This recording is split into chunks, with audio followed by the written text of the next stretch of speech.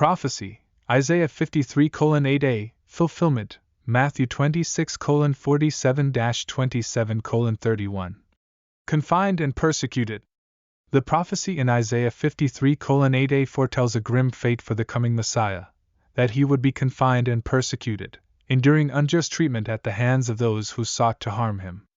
This prophecy finds its fulfillment in the events leading to the crucifixion of Jesus, as documented in the Gospel of Matthew.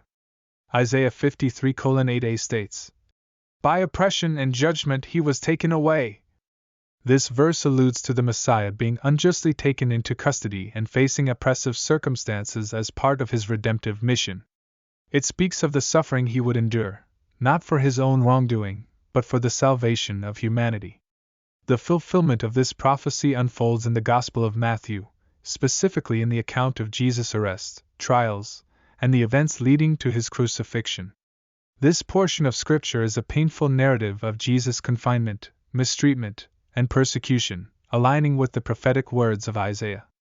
Matthew 26:47-27:31, the events of confinement and persecution. Betrayal and arrest. Matthew 26 verses 47-56. Jesus is betrayed by Judas Iscariot, one of his own disciples, leading to his arrest in the Garden of Gethsemane. This unjust arrest sets the stage for the events that follow. Trials and accusations. Matthew 26:57-27:2. Jesus faces multiple trials before religious and civil authorities. The high priest, elders, and Pilate subject him to false accusations and unjust interrogations, highlighting the persecution he endured. Mockery and scourging. Matthew 27 verses 27-31. The soldiers, driven by cruelty, subject Jesus to mockery and physical abuse.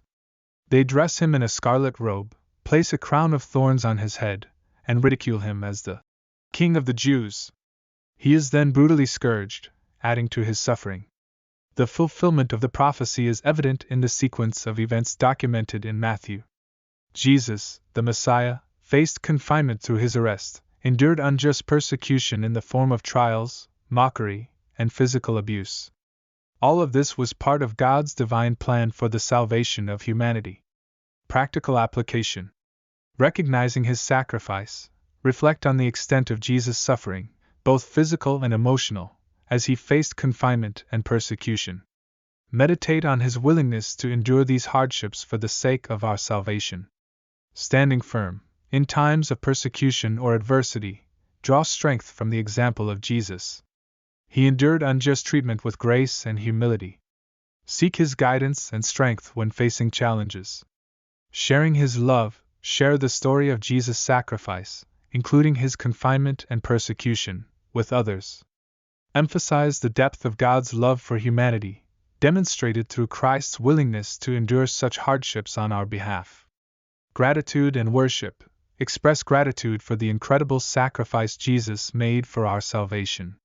Offer worship and thanksgiving for his unyielding love and willingness to endure persecution for the redemption of mankind. Conclusion. The fulfillment of Isaiah 53:8a in the events documented in Matthew 26:47-27:31 reveals the Messiah's experience of confinement and persecution. This painful aspect of his journey underscores his sacrificial love and the lengths to which he went to accomplish God's redemptive plan. May we honor his sacrifice, draw strength from his example, and share his love with a world in need of his saving grace.